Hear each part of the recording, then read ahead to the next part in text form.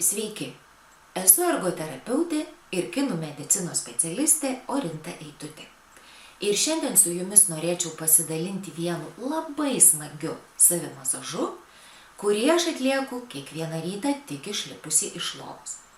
Šitą techniką kinų medicinoje mes vadiname tapingu, bet savimasažas man yra smagiau, todėl kad man patinka kurti sveikatą savomis rankomis.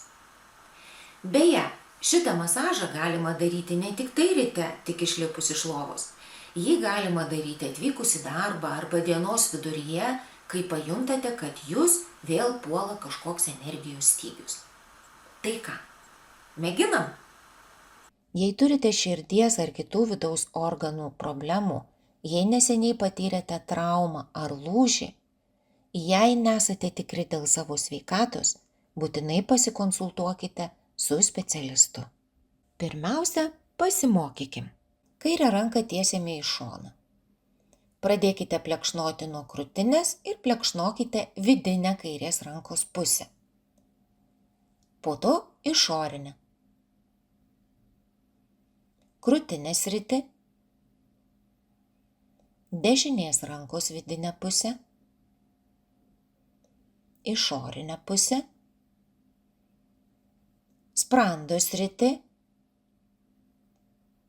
kaklą ir galvą masažuojame lengvai pirštų galiukais, tada lenkiamės žemyn ir stipriai plekšnojame kojų vidų į viršų.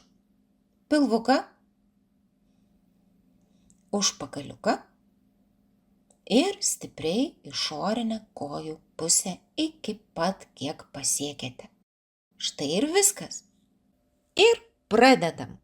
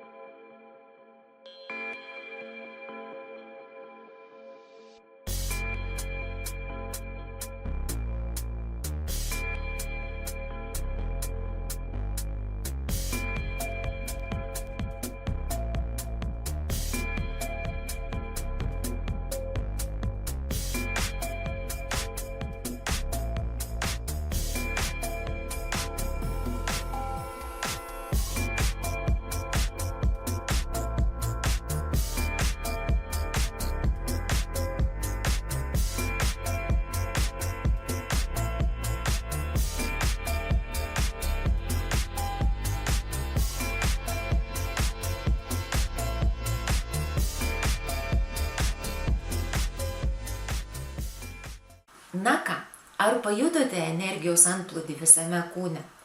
Ar pajutote tą malonę šilumą ir dilgčiojimą?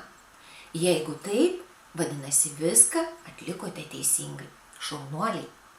Jeigu norite sužinoti daugiau apie kinų mediciną ir apie būdus, kaip gyventi sveikiau, o kartais net kaip gydyti ligas, Kviečiu apsilankyti mano tinklalapyje ritųterapija.lt arba susirasti mane Facebook, Instagram ir YouTube paskyrose. Tai iki pasimatymo.